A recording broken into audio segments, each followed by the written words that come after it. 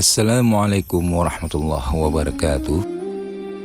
Di tengah-tengah kehidupan mayoritas umat Islam sangatlah viral. Apalagi di Aceh, pernah terdengar bahasa suluk. Sebagian orang sudah mengerti dengan ritual suluk. Sebagian orang yang lain masih penasaran dan masih bertanya-tanya tentang suluk itu sendiri. Video kali ini, Kuta Raja Channel akan mencoba mengupas sedikit apa itu suluk. Namun sebelumnya, jangan lupa subscribe dan share YouTube kami ini, sekiranya dapat bermanfaat dan dapat menambah wawasan kita bersama. Terima kasih. Suluk secara harfiah adalah berjalan atau menempuh jalan dalam kaitannya agama Islam dan Sufisme.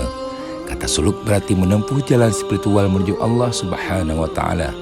Menempuh jalan suluk mencakup sebuah kedisiplinan dalam melaksanakan aturan-aturan eksotoris agama Islam dan hakikat. Bersuluk juga mencakup hasrat untuk ta'arufan diri, memahami esensi kehidupan. Suluk juga salah satu tarekah atau mengenal Tuhan yang esa dan pencarian kebenaran sejati. Kata suluk berasal dari terminologi dan tercantum dalam Al-Quran. Surah An-Nahl ayat 69 yang artinya, lalu tempuhlah jalan Rabbmu yang telah dimudahkan bagimu. Seorang menempuh jalan suluk diistilahkan dengan salik. Kata suluk dan salik biasanya ada alakah atau hubungan dengan tasawuf, akhlak, memperkuat keyakinan akan kebesaran Allah dan kehendak Tuhan, kehendak jiwa serta menyadari kapasitas seorang hamba. Dalam ayat lain, Allah berfirman yang artinya, hai orang-orang yang beriman, carilah wasilah atau jalan untuk mendekatkan diri kepadanya dan berjihadlah atau berjuang di jalannya agar kamu beruntung. Surat Al-Maidah ayat 35. Suluk juga berpotensi memperbaiki diri dari sifat-sifat mazbumah atau tercela kepada sifat-sifat mahmudah atau mulia, membersihkan virus-virus yang ada dalam hati, mensucikan amal, dan menjernihkan pengetahuan. Suluk merupakan aktivitas dalam memakmurkan lahir dan batin. Segenap kesibukan hamba ditunjukkan kepada Sang Rabb. Bahkan dia selalu disibukkan dengan usaha, upaya menjernihkan hati dari kotoran-kotoran sebagai investasi untuk sampai kepadanya.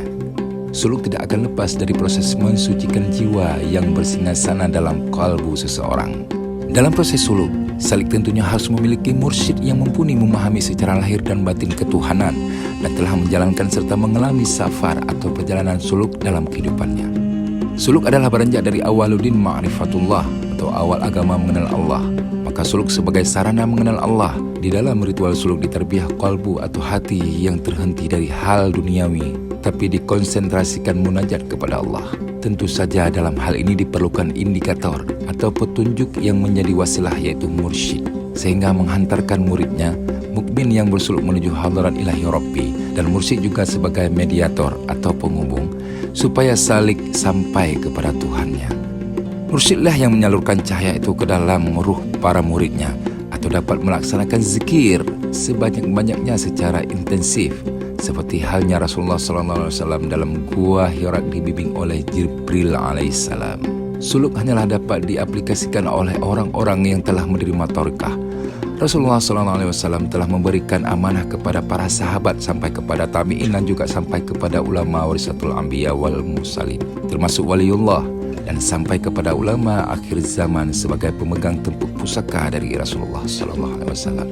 Sadarlah, dunia ini bagaikan panggung sandiwara, tetapi zat Allah yang kekal abadi yang menyelamatkan manusia sampai ke alam baka.